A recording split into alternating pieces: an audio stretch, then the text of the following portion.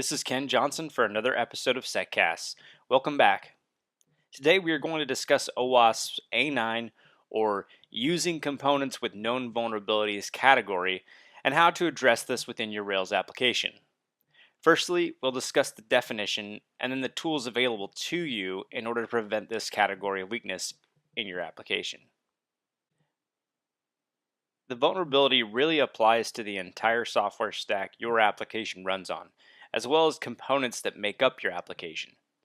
So a tangible or practical example of this would be using an outdated version of Passenger, including a vulnerable gem within your application, or just an outdated version of Rails.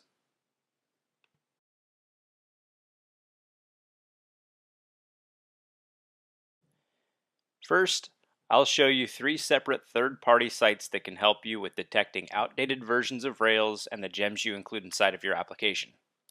Also, I have no preference nor affiliation with these website owners. These are just tools I've found. I don't know which one works better, they're just tools available to you.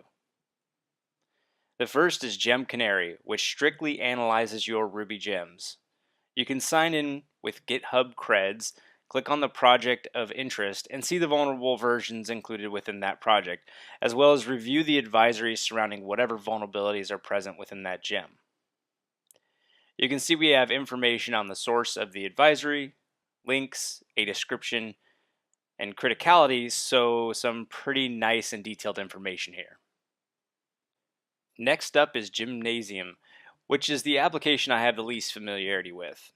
Again, you can sign in with GitHub, choose a project, and see the results of Gymnasium's assessments. You can see it didn't flag on much, but their rating system might differ from other websites' rating systems, so it's not necessarily cause for alarm. Lastly, we have Akiri, which also lets you log in with GitHub credentials. Akiri appears to run both a Ruby gem check as well as what I'm guessing is Brakeman on the back end, although I don't know that for certain. Once again, some nice details here regarding the advisories, release date, description, links, etc. Next, I'll show you a Ruby gem that you can use to perform a security check of your gems in case you have needs not satisfied by a third-party website. This tool can be run against any gem file.lock file. First, we'll create a gem set to host the gem. Next, we'll install the gem. And finally, we'll run the gem. Much like the other tools you use, you get a printout with the pertinent details around the vulnerable gem. Lastly, you'll want to analyze the JavaScript you use within your application. Outdated versions could lead to cross-site scripting or other problems, so I recommend using a tool like retire.js to check your application. There are several ways to use retire.js, but we'll focus on the command line scanner because it's simple and it gets the job done.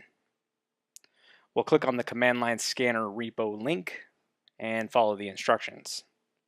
We'll perform an npm install and then run the tool in the root of our projects folder. You can immediately see we have some outdated libraries that could cause us problems, so we'll need to upgrade our jQuery versions. That's it for OWASP's A9 category. Hopefully you find these tools helpful and practical. I'm Ken Johnson, and this has been another episode of SecCast. Thanks for watching.